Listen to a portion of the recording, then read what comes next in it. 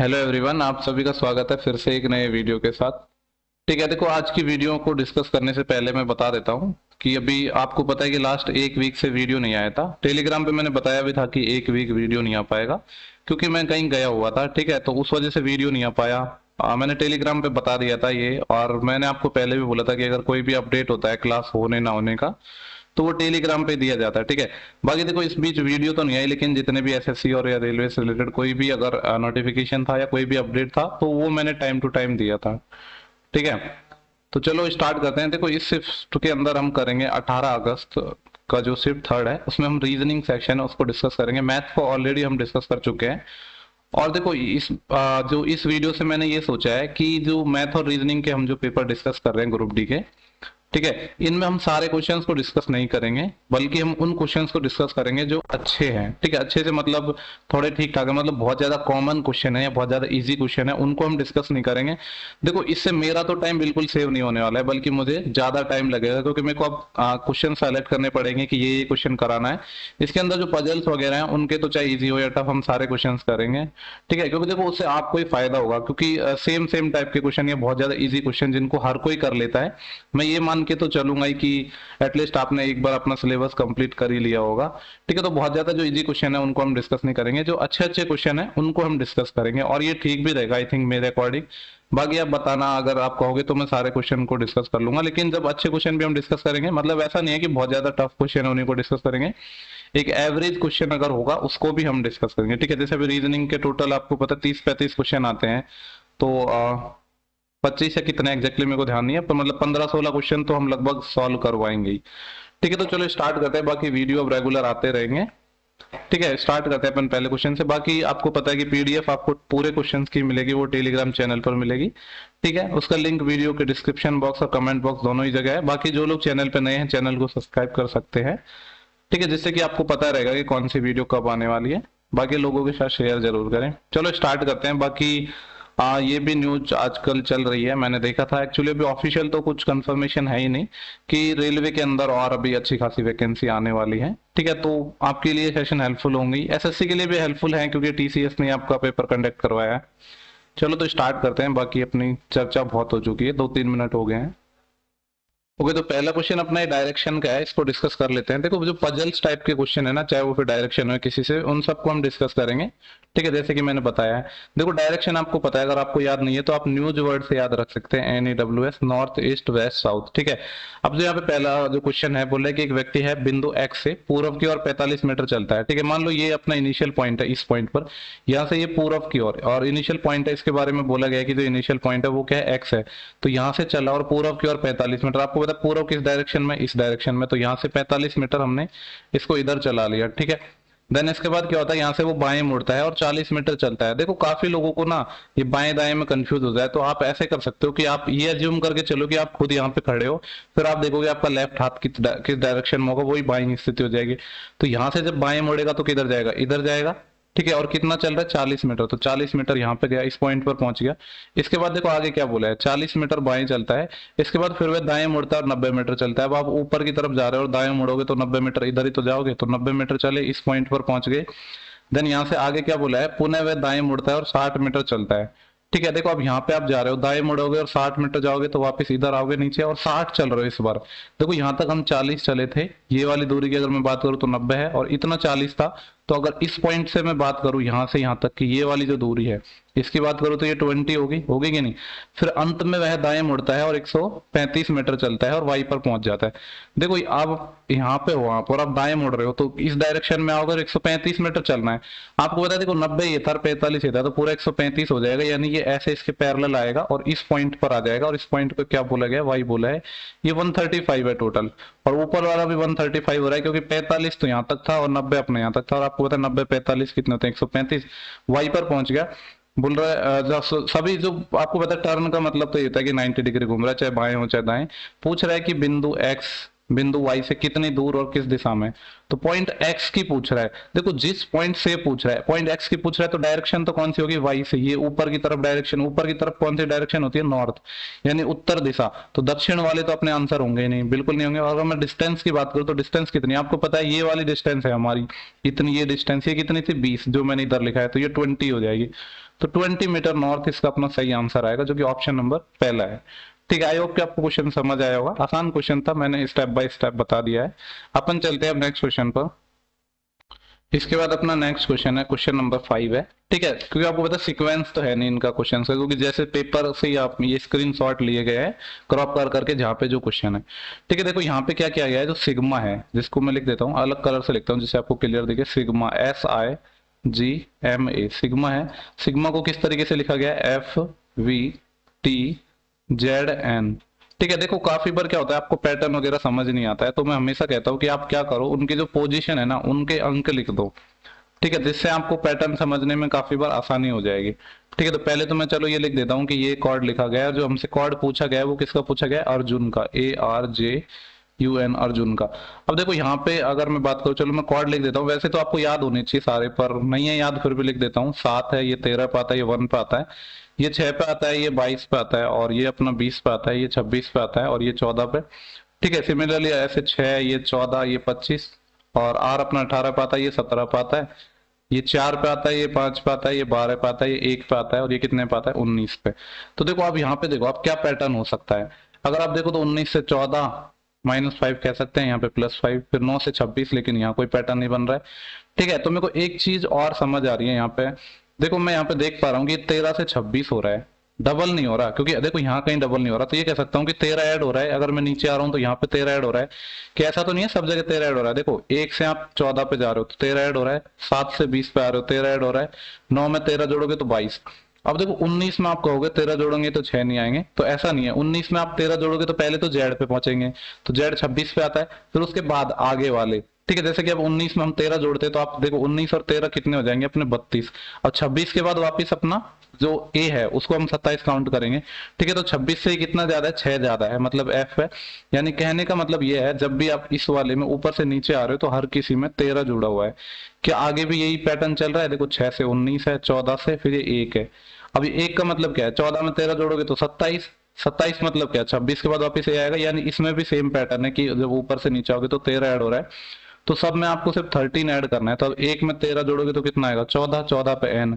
18 में 13 जोड़ोगे तो देखो 18 और 13 ऐड कर लो पहले, 18 और 13 31 होते हैं। तो 26 से कितना ज्यादा है, 31, 5 ज्यादा, तो ये कितना आ जाएगा ई।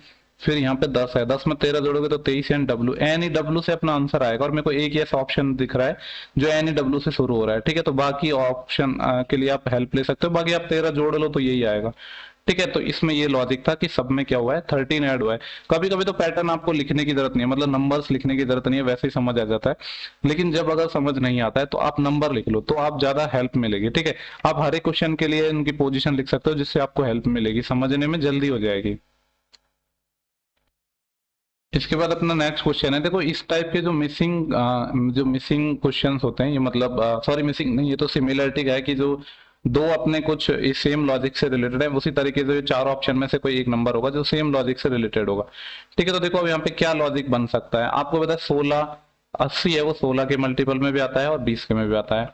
और 36 की मैं बात करूं तो ये भी दोनों के में आता है। लेकिन मेरे को एक चीज और नजर आ रही है कि 16 अपने आप में एक स्क्वायर है, 36 भी अपने आप में एक स्क्वायर है। अब देखो 16 किसका स्क्वायर है, 4 का स्क्वायर है। और अगर मैं 36 की बात करूं तो 6 का स्क्वायर है। कहीं से हम 4 ला सकते हैं। ठीक है, तो बिल्कुल 4 ला सकते हैं। अगर इस 80 में, ठीक है, जो शुरू का 80 है, इसको मैं डिवाइड कर दूं, किससे डिवाइड कर दूं, इस वाले को इससे, लास्ट वाले से 20 से, तो कितना आएगा, 4 आएगा। फिर जो नंबर आएगा उसका स्क्वायर कर दूं तो 16 आ रहा है, बिल्कुल आ रहा है। सेम लॉजिक का यहाँ पे लग सकता है। 144 में मैं इस लास्ट वाले का 24 का डिवाइड कर दूं तो आपको पता है 24 6 के 144 होते हैं, उसका फिर मैं स्क्वायर कर दूं तो 6 का स्क्वायर 36 होता है, बिल्कुल होता है। तो इतना तो समझ आ रहा है कि बीच में एक स्क्वायर आएगा। यहाँ पे 12 है, इस ऑप्शन को तो आंख बंद करके आप हटा सकते हो। अब देखो देखो आपको पता है कि 16 का मल्टीपल ये होगा भी तो 5, 5 मतलब 16 का अगर ये मल्टीपल होता तो 5 टाइम होना चाहिए था, तो तब 5 का स्क्वायर आता, यानी ये ऑप्शन नहीं है अपना। ठीक है, अगर 27 का मैं कितना करता हूँ, यहाँ पे 7 टाइम करता हूँ, तो देखो 27 गुणा 7 करेंगे हम तो कितना आएगा, 7 7 49, 4 असील, 7 दून 14, 4 18, 189 आता है, बिल्कुल। यानी इस वाले में लग रहा है अपना पैटर्न, जब 189 को आप लास्ट वाले से डिवाइड करोगे 27 से तो 7 आ रहा है, और जो नंबर आ रहा है उसका जब हम स्क्वायर कर रहे हैं तो 49 आ रहा है, जो कि ऑप्शन नंबर कौन सा है अपना, ये सेकंड हो जाएगा। पहला वाला देखो वैसे ही नहीं हो पाएगा, 40 का जो मल्टीपल ही नहीं है 224, तो ठीक है, तो जो ऑप्शन सेकंड है इस सवाल का अपना सही आंसर हो जाएगा। इसके बाद अपना जो नेक्स्ट क्वेश्चन है वो है क्वेश्चन नंबर 16 है। ठीक है, यहाँ पे क्या है क्वेश्चन की ए बी सी डी पांच नामक पांच मित्र एक सीधी पंक्ति में उत्तर की ओर मुख करके खड़े हैं। ठीक है, जब एक ही रो की बात कर रहा है तो ये अपन ने एक रो बना दी जिसमें पांच लोग हैं और ऊपर उत्तर की ओर डायरेक्शन कर रहे हैं, यानी ऊपर की तरफ डायरेक्शन है। बोले ए पंक्ति के ठीक मध्य स्थान पर नहीं बैठा है। बोला है कि जो मिड में ए नहीं बैठेगा। ठीक है, यहाँ पे पांच लोग होंगे आपको पता है, लेकिन ये बोला है कि जो जो मिड में है वो ए नहीं बैठेगा, यानी इस पोजीशन की अगर मैं बात करूं तो यहाँ पे ए नहीं बैठेगा, तो ए पे मैंने लगा दिया क्रॉस। ठीक है, पांच लोगों को चलो ऐसे बिठा भी सकता हूं मैं, हालांकि वो क्वेश्चन के अकॉर्डिंग हम बिठाएंगे। आगे क्या बोल रहा है, सी किसी भी एक सिरे से दूसरे स्थान पर है। ठीक है, देखो सी बोल रहा है कोई भी एक छोर से दूसरे स्थान पर है, तो हमें नहीं पता है किस छोर से होगा, तो हम क्या करते हैं साथ साथ में हम दो पॉसिबिलिटी बना के चल रहे हैं। ठीक है, ये तीन, ये चार, ये पांच। क्या बोला था, सी किसी भी सिरे से दूसरे स्थान पर है, तो एक बार मैं सी को यहाँ बिठा देता हूँ इस डायरेक्शन से, एक बार सी को मैं यहाँ बिठा देता हूँ। ठीक है, कोई प्रॉब्लम नहीं है ना। आगे क्या बोला है, किसी एक सिरे से दूसरे स्थान पर है और दूसरे सिरे से चौथे स्थान पर है। दूसरे सिरे से ये चौथे पे है क्या, पहला, इधर से गिनेंगे तो पहला, दूसरा, तीसरा, चौथा बिल्कुल होगा, और इधर से गिनेंगे तो भी चौथा होगा। ठीक है, आगे देखो क्या बोल रहा है, बी और डी पंक्ति के सिरों पर बैठे हैं। बी और डी बोल रहा है कि सिरों पर है, मान लो एक बार बी यहाँ पे है या डी यहाँ पे है, हालांकि इनका कंफर्मेशन तो आगे पढ़ेंगे तभी हो पाएगा। ठीक है, हम ऐसे मान सकते हैं कि बी यहाँ पे है या डी यहाँ पे है या डी यहाँ पे है बी यहाँ पे, वो हो जाएगा। लेकिन बोले पंक्ति के ठीक मध्य स्थान पर कौन बैठा है, क्योंकि इस चीज की हमें जरूरत नहीं है। देखो ये बी और डी की अगर मैं बात करूँ ना तो यहाँ पे कंफर्म नहीं है कौन सा किधर बैठा है। ठीक है, अगर आप एग्जैक्ट निकालना चाहो तो यहाँ नहीं पता है मैं कौन बैठा है, तो मैं बी और डी दोनों को बिठा सकता हूँ, हालांकि दो पॉसिबिलिटी बनेंगी। ठीक है, इस तरीके से कुछ भी हो सकता है, लेकिन हमसे पूछ रहा है कि मिड में कौन बैठा है, यही पूछा है ना।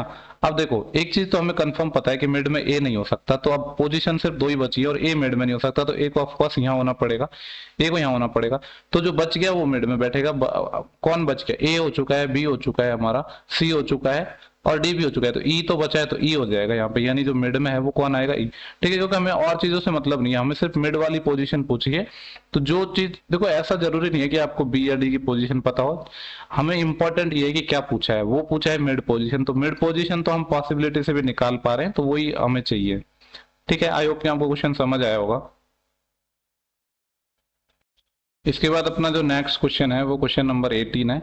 यहाँ पे बोला है कि ये पोर्टुगल है, इसको कुछ इस तरीके से लिखा गया है, और यूरेनस है उसको इस तरीके से लिखा गया, तो अमृतसर को किस तरीके से लिखा जाएगा।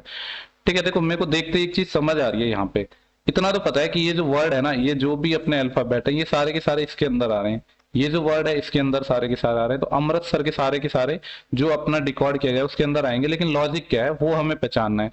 एक चीज और देख के समझ आ रही है कि U T R P O L G इस तरीके से है, यानी ये क्या है, डिसेंडिंग ऑर्डर में है। हम कह सकते हैं कौन से ऑर्डर में है, डिसेंडिंग ऑर्डर में, यानी अवरोही क्रम में है। ठीक है, मतलब सबसे पहले बड़ा फिर छोटा ऐसे करके है। तो देखो पोर्टुगल है इसको इस तरीके से लिखा गया है। तो अब सिमिलरली यहाँ पे देखो ये यूरेनस है, इसको इसी तरीके से लिखा गया है, पहले दो यू आ गए, मतलब बड़े से छोटा। तो सिमिलरली हमें अमृतसर का कौन लिखना है। अब आपको पता है सबसे बड़ा कौन आएगा, आप ऑप्शन की भी हेल्प ले सकते हो, क्या ए सबसे पहले आएगा, तो ए तो बिल्कुल नहीं आएगा, ए खत्म। अब देखो अपने पास टी टी टी है, अब आपको पता है टी तो यहाँ पे आ रहा है, यानी टी से तो आंसर स्टार्ट होगा। अब टी से छोटा क्या होता है, फिर टी से छोटा एस होता है, तो ये दोनों ऑप्शन तो अभी भी हैं, पर आर नहीं हो सकता क्योंकि आर से पहले तो एस आ जाता है। ठीक है, तो ये दो ऑप्शन हो गए बाहर।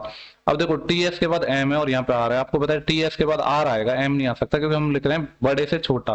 ठीक है, तो टी एस आर आएगा, यानी ऑप्शन नंबर अपना ये हो जाएगा। ये भी नहीं होगा, आप ऑप्शन की हेल्प ले सकते हो, या आप कोई भी ऑप्शन की हेल्प मत लो, तभी जो वर्ड है उसमें सबसे पहले बड़ा लिख दो, फिर छोटा छोटा छोटा ऐसे करके आप लिख सकते हो। ठीक है, ये आपका चॉइस है कि आपको कैसे लिखना है, ऑप्शन की हेल्प लेनी है या फिर क्या करना है। ठीक है, जनरली रीजनिंग में तो मैक्सिमम लोग क्या करते हैं, ऑप्शन एलिमिनेट करते हैं।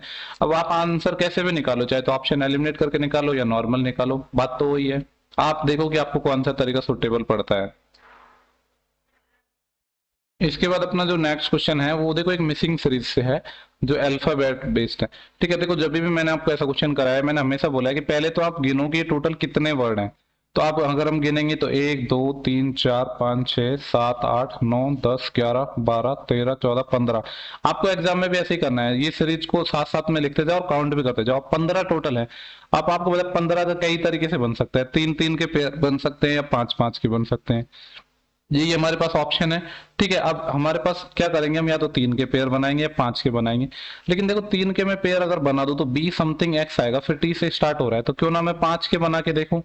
ठीक है, तो अगर मैं 5 के बनाऊंगा, 3 के नहीं बनाऊं, तो 3 4 5 यानी यहाँ पे ब्रेक होगा। ठीक है, ये वाला कलर ले लेता हूँ, 1 2 3 4 5, यानी यहाँ से अपना ब्रेक हो जाएगा। फिर 1 2 3 4, सॉरी 1 2 3 4 5, यानी यहाँ से ब्रेक हो गया। फिर ऐसे, अब देखो एक चीज समझ आ रही है कि यहाँ पे बी है, यहाँ पे भी बी है, तो इसका मतलब है यहाँ पे बी हो सकता है। अब देखो और पैटर्न आप फॉलो करो, यहाँ पे क्या है, बी एच वाई है, लेकिन यहाँ पे बी एच जेड है। यानी कहने का मतलब ये है कि इसमें 3 3 के पैटर्न के साथ और कुछ भी इन्होंने छेड़खानी की है। इतना समझ आ रहा है कि बी के बाद यहाँ पे एच है, ठीक है, तो यहाँ पे भी एच अपना हो सकता है, तो बी एच एक्स, ठीक है, और यहाँ पे बी एच वाई है, इसका मतलब है यहाँ पे बी एच जेड होगा। यानी जो थर्ड वर्ड है इसको भी एक एक बढ़ाया गया है, यहाँ पे एक्स है, यहाँ पे वाई है, यहाँ पे जेड है। फिर यहाँ देखो यहाँ क्या कहेगा, अब यहाँ देखो लास्ट में क्या आ रहा है, एम आ रहा है, यहाँ पे भी लास्ट में एम है, इसका मतलब है कि लास्ट में यहाँ पे भी एम ही रहा होगा, है कि नहीं। तो देखो B X, sorry B H X T M, अब यहाँ पे बी एच वाई, लेकिन ये जो वर्ड है यहाँ पे वाई के बाद, ये तो अपना क्या आएगा, टी आएगा, ठीक है, सॉरी टी नहीं, सेकेंड लास्ट वर्ड है ना, हाँ टी आएगा। लेकिन ऐसा जरूरी भी नहीं है, इसको भी चेंज भी कर सकते हैं, वो अपन ऑप्शन की हेल्प से पता चलेगा। लेकिन इतना पता है कि जो आंसर है ना वो स्टार्ट होगा एच और एम, इन दो वर्ड से तो स्टार्ट होगा, क्योंकि ये वाला एच है और ये वाला एम है, तो एच एम से स्टार्ट होगा। पहला ऑप्शन तो हो नहीं सकता, दूसरा भी नहीं हो सकता, और तीसरा भी नहीं। अब तीनों ही ऑप्शन हट गए तो सिर्फ एक ऑप्शन ही बचे अपने पास। देखो मैंने इसलिए कहा कि टी हो सकता है यहाँ पे ना हो, मे बी जैसे इसमें बढ़ा था कि एक्स वाई जेड हो गया, ऐसे इसमें भी कुछ कर दिया हो कि एम एन ओ पी, इस तरीके से, ठीक है। तो वो ऑप्शन से ही पता चलेगा, एच है, एम है, एम के बाद बी है, बी के बाद टी है, यानी टी है, यानी टी टी टी रखा गया है सब जगह, ठीक है। तो इस तरीके से इसको हम सॉल्व कर सकते हैं। इसका एक सिंपल सा पैटर्न है, सबसे पहले गिनो कि टोटल कितने अल्फाबेट हैं, फिर देखो कि कितने में हम उसको ब्रेक कर सकते हैं। कभी कभी आपको ऐसे भी मिलेगा कि एक जैसे कि 17 टोटल वर्ड मिल गए, तो फिर उसमें ऐसा पैटर्न नहीं लगेगा, उसमें अलग टाइप के लगेगा। देखो ये एक और क्वेश्चन है, इस क्वेश्चन को लेने का सिर्फ जो पर्पज है वो इतना सा है कि आपको जो क्वेश्चन को बड़ा देख के छोड़ना नहीं है। बाकी ऐसे क्वेश्चन हर एक शिफ्ट में पूछा गया है जितने भी हमने अब तक डिस्कस किए, ठीक है। देखो बहुत आसान क्वेश्चन है, लेकिन हो सकता है कि आप थोड़ा इसको ऐसे देखे होगे कि यार काफी बड़ा क्वेश्चन है, लेंदी वेंदी सा है, तो ऐसा कुछ नहीं है, ठीक है। अगर आपने पुरानी वीडियो देखी है तो इस टाइप का क्वेश्चन हमने किया भी है। यहाँ पे बोला है कि ये कुछ संख्या है, उनके कुछ ऐसे कॉर्ड रिकॉर्ड किए गए, कंडीशन दी गई है, ठीक है। तो पहली कंडीशन पढ़ो आप, हमको जो कॉर्ड फाइंड करना है ना वो इसका फाइंड करना है, 7 स्टार परसेंटेज 3 @ 6, इसका फाइंड करना है। लेकिन सबसे पहले कंडीशन देखनी है, पहली कंडीशन क्या है, ठीक है। जो कॉर्ड लिखना है उसको चलो मैं इधर लिख देता हूँ, किसका निकालना है, 7 स्टार परसेंट 3 @ और देन 6, इसका हमें कॉर्ड फाइंड करना है। अब कंडीशन 1 है, यदि पहला घटक एक सम संख्या है। क्या पहला घटक एक सम संख्या है? बिल्कुल नहीं है। पहला घटक जब एक सम संख्या ही नहीं है तो पहली कंडीशन तो हम पढ़ेंगे ही नहीं, आगे पढ़ने की जरूरत ही नहीं है, क्योंकि अप्लाई नहीं होगी। दूसरी कंडीशन पढ़ते हैं, यदि पहला घटक एक विषम संख्या है, बिल्कुल विषम है, तो आगे पढ़ने की जरूरत है। और अंतिम घटक एक सम संख्या है, बिल्कुल एक सम संख्या है, तो यहाँ तक अपनी कंडीशन फॉलो कर रही है। तो पहले और अंतिम घटकों के कॉर्ड है उनको यथावत रखा जाना चाहिए, अर्थात पहले और अंतिम घटकों के कूटबद्ध नहीं किया जाएगा। तो इसका मतलब है कि जो कॉर्ड है उन्हीं को वो ही रखेंगे, ठीक है। मतलब जो 7 है और अपना क्या है जो 6 है, इनके कॉर्ड हम चेंज नहीं करेंगे, ठीक है। तो अब इनके कॉर्ड देखो अपने पास क्या है, अगर इनकी मैं बात करूं तो स्टार का कॉर्ड यहाँ पे क्या है, एल है। परसेंट की बात करूं तो यहाँ पे कॉर्ड एन है, क्योंकि अपन को दो ही तो कंडीशन दी गई है, तो दोनों हमने पढ़ ली। फिर अपना 3 है, 3 का कॉर्ड अपना जे है। @ की बात करूं तो इसका कॉर्ड एफ है, ठीक है। तो अपना ऐसा कौन सा ऑप्शन है, अगर मैं ऑप्शन की बात करूं, और देखो ये तो अपन को चेंज करने ही नहीं थे, यानी पहला और लास्ट वाला तो 7 का 7 ही लिखना है और 6 का 6 ही लिखना है।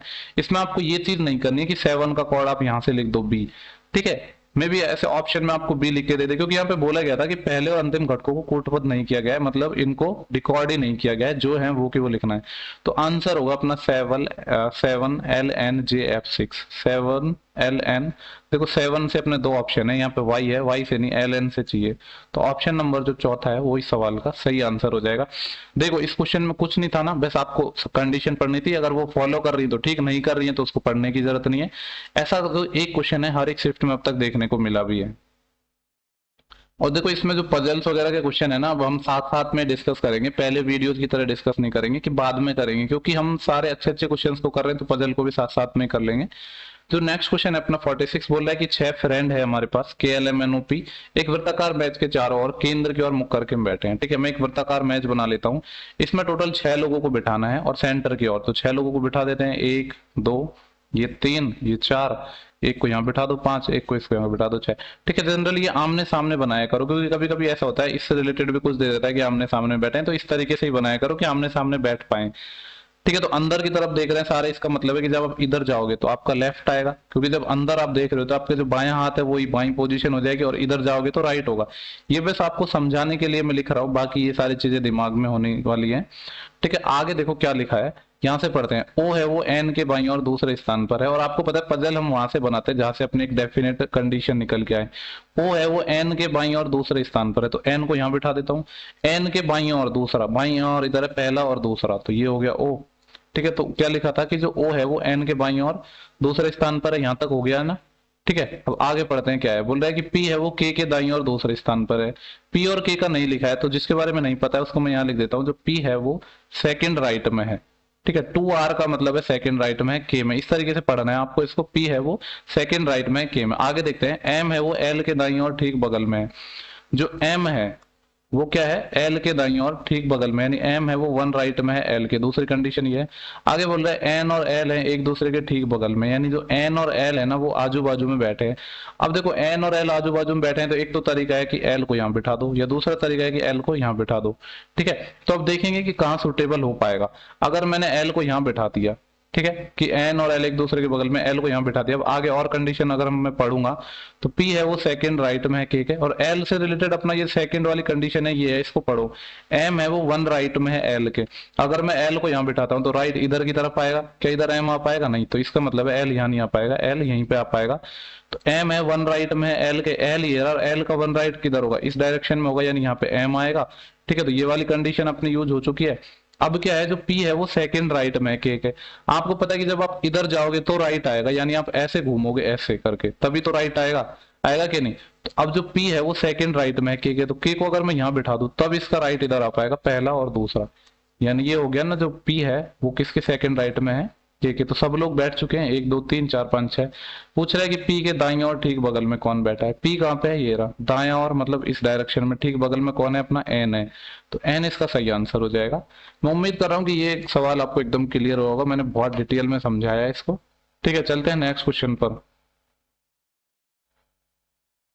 इसके बाद ये अपना जो स्टेटमेंट और अजम्पशन बेस्ड क्वेश्चन होते हैं, इनको भी मैंने इंक्लूड कर लिया, क्योंकि काफी लोगों को इनमें भी प्रॉब्लम होती है, तो उनको मैंने ले लिया, क्योंकि देखो मुझे पता है कि किस किस टाइप के क्वेश्चंस में प्रॉब्लम होती है, तो मैं उन सबको इंक्लूड कर रहा हूँ।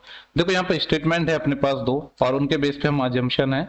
बोल रहा है कि जो मैन ग्रिड के फेल होने के कारण शहर के कई हिस्सों में विद्युत आपूर्ति प्रभावित रही। ठीक है, क्या बोल रहा है कि मैन ग्रिड के फेल होने के कारण शहर के जो कई ऐसे हिस्से हैं जिनमें इलेक्ट्रिसिटी की वजह से इलेक्ट्रिसिटी की प्रॉब्लम हुई। ठीक है, मतलब पूर्ति नहीं हो पाई। अब देखो अजम्पशन हम क्या लगा रहे हैं, जो पहला अजम्पशन है कि मैन ग्रिड है वो शहर के विभिन्न हिस्सों में विद्युत संचरण के लिए उत्तरदायी है। तो क्या ये सही नहीं है, क्योंकि ये बोल रहा है कि मैन ग्रिड के कारण शहर के कई हिस्सों में विद्युत आपूर्ति की जो विद्युत आपूर्ति है उस पर इफेक्ट पड़ा है। तो इसका मतलब तो यही होगा ना कि जो मैन ग्रिड है वो शहर के कई हिस्सों में विद्युत सप्लाई करता है, इसीलिए तो वो चीज डिस्टर्ब हुई। तो पहला तो सही हो गया। दूसरा है कि विद्युत आपूर्ति बाधित होने के कारण अधिकांश लोगों के घरों में विद्युत आपूर्ति के प्रबंधन के लिए बैकअप पावर इंस्टॉलेशन होते हैं। ठीक है, तो क्या देखो इस चीज के बारे में हमसे बोला गया है कि जब विद्युत आपूर्ति नहीं होगी, विद्युत आपूर्ति हो रही है, तो क्या जो लोगों के घर में बैकअप है, मतलब इन्वर्टर वगैरह या ये सब है, तो इसके बारे में तो हमें कोई नॉलेज नहीं है, क्योंकि सिर्फ हम पहले स्टेटमेंट के बारे में कह सकते हैं कि ये इसको फॉलो कर रहा है। सेकंड तो इसको बिल्कुल फॉलो नहीं करेगा, ये चीज आपको पता चल रही है, क्योंकि देखो स्टेटमेंट के अकॉर्डिंग हमें चीजें फाइंड करनी होती है, ऐसा नहीं है कि आप खुद के अकॉर्डिंग मान लोगे। ठीक है, तो सिर्फ पहला ही फॉलो करेगा। तो पहला ऑप्शन कौन सा, केवल धारणा फर्स्ट नहीं था, वो ऑप्शन नंबर सेकंड हो जाएगा अपना। ठीक है, आसान क्वेश्चन था वैसे तो ये। एक अपना ये रैंकिंग का क्वेश्चन है, इसको भी हम देख लेते हैं क्या है इसमें। बोल रहा है कि इमिशन काउंटर पर उत्तर की ओर मुख करके खड़े हुए यात्रियों की एक पंक्ति में, ठीक है, ये अपना एक रो है जिसमें नॉर्थ की तरफ मुख करके कुछ लोग खड़े हैं। पंकज है वो बाएं सिरे से 9वें स्थान पर है। ठीक है, मान लो ये लेफ्ट हैंड है यहाँ पे, और पंकज मान लो कहीं यहाँ पे है, तो पंकज है वो बाएं सिरे से 9वें स्थान पर है, तो यहाँ से जो पंकज की पोजीशन है वो क्या है, 9th है। ठीक है, ये अपना लेफ्ट हैंड है। आगे क्या बोल रहा है, और पूजा है वो दाएं सिरे से 17वें स्थान पर है। राइट हैंड मान लो यहाँ पे है, राइट एंड, और यहाँ पे मान लो कहीं पे पूजा है, ये अपना पंकज था, यहाँ पे पूजा है, और ये कौन सी पोजीशन पर है, 17वें पोजीशन पर। ठीक है, आगे क्या बोल रहा है, यदि पंकज और पूजा के स्थान आपस में बदल दिए जाए, यानी पंकज की जगह पूजा आ जाए, पूजा की जगह पंकज आ जाए, तब होता क्या है कि पंकज का जो नया स्थान है वो बाएं से 15वां हो जाता है। ठीक है, देखो पंकज की जगह पूजा आ गया, और पूजा की जगह क्या आ गया, पंकज आ गया, तो पंकज अब यहाँ पे आ गया, और अब पंकज का स्थान अगर बाएं सिरे से हम बात कर रहे हैं तो अभी कौन सा हो रहा है, 15वां हो रहा है, यही तो बोला कि 15 हो जाता है। आपको पता है ये चीज क्या, कि मान लो यहाँ पे कोई एक बंदा है, यहाँ से ये 8वीं पोजीशन पर है और यहाँ से ये 9वीं पोजीशन पर है, तो टोटल हम कैसे निकालते हैं? टोटल निकालते हैं हम लेफ्ट से प्लस राइट से पोजीशन माइनस होनी है, ठीक है, ये फॉर्मूला आपको पता होगा।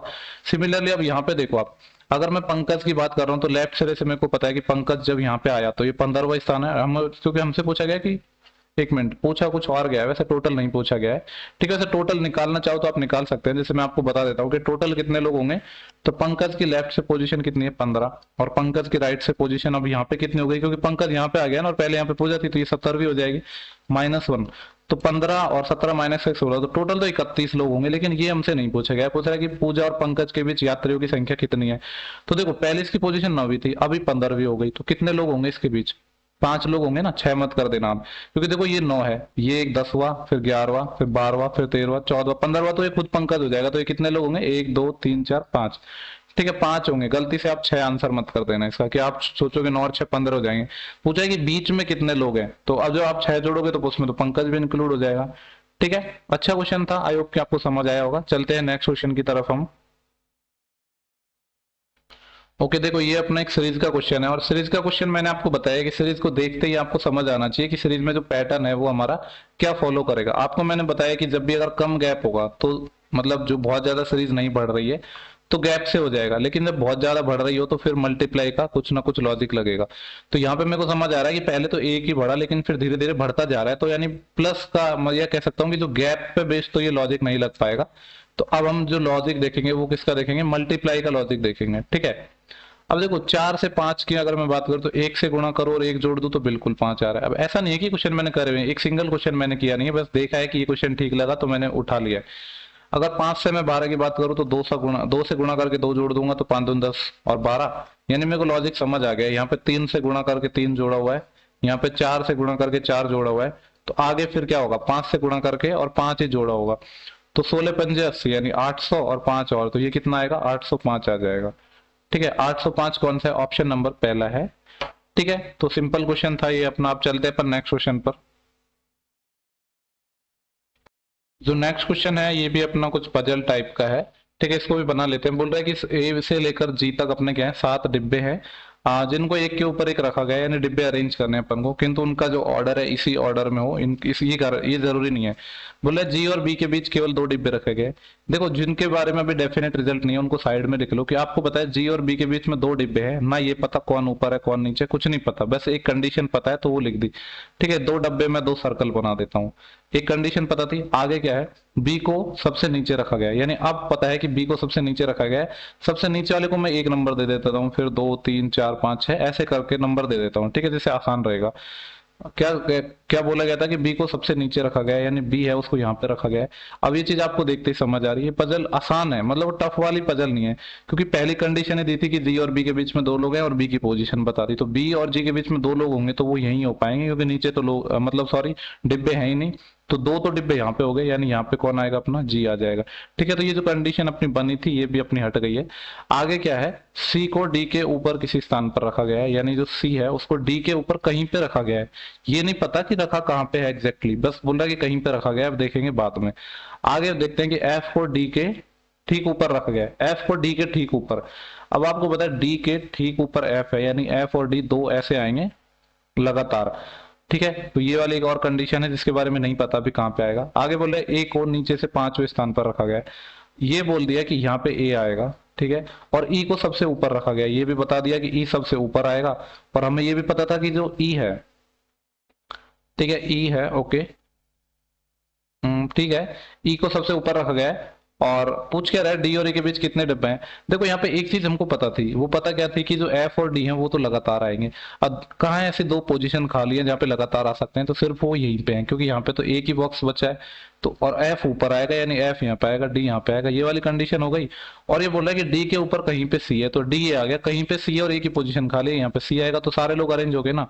बोल रहा है कि डी और ए के बीच कितने डिब्बे हैं, तो डी देखो कहाँ पे है, डी की अगर मैं बात करूं तो डी अपना यहाँ पे है, और ए अपना यहाँ पे है, इनके बीच में कितने डिब्बे हैं? एक और एक, दो ही है ना सिर्फ, तो 2 इसका आंसर हो जाएगा, ठीक है। आई होप कि आपको जो सवाल है वो समझ आया होगा। हम चलते हैं नेक्स्ट क्वेश्चन की ओर। ओके, ये अपना कैलेंडर का क्वेश्चन है। काफी लोगों को इसमें भी प्रॉब्लम होती है तो मैंने ले लिया है, हालांकि ये सिंपल क्वेश्चन है। यहाँ पे बोला गया है कि जो 1 जनवरी 2011 की हमसे बात कर रहा है कि 1 जनवरी 2011 को क्या था, शनिवार था, सैटरडे था। ठीक है, ये मैंने लिख दिया है। आगे पूछा क्या है कि जो 31 दिसंबर है 2011 को क्या होगा। ठीक है, इसका हमें डे पूछा है। अगर मैं आपको शॉर्टकट की बात करूं, किसकी बात करूं मैं, शॉर्टकट की, तो इसका शॉर्टकट क्या है। ठीक है, शॉर्टकट इसका ये है कि मान लो कि एक नॉर्मल ईयर है। कौन सी ईयर है, नॉर्मल ईयर। नॉर्मल ईयर मतलब ऐसी ईयर जो लीप ईयर नहीं है, लाइक 2007 हो गया, 2011 हो गया, 13 हो गया। ठीक है, ऐसे लीप ईयर जो लीप ईयर, सॉरी, ऐसे ईयर जो लीप ईयर नहीं है, यानी जिनमें 4 से डिविजिबल नहीं होती हैं, वो नॉर्मल ईयर मानी जाती है। क्योंकि आपको पता है लीप ईयर में एक दिन बढ़ जाता है 29 फरवरी के कारण। ठीक है, तब होता क्या है, नॉर्मल ईयर में जो फर्स्ट डे है साल, मतलब जनवरी का, ठीक है, मैं कह सकता हूं कि 1 जनवरी का जो डे होता है, या फर्स्ट डे, और जो लास्ट डे होता है, ठीक है, वो क्या होते हैं, सेम होते हैं। क्या होते हैं, सेम होते हैं। तो यहाँ पे यही तो है कि 1 जनवरी 2011 को अगर शनिवार है तो 31 दिसंबर 2011 का लास्ट डे होगा, उसको भी क्या होगा, सेम सैटरडे होगा।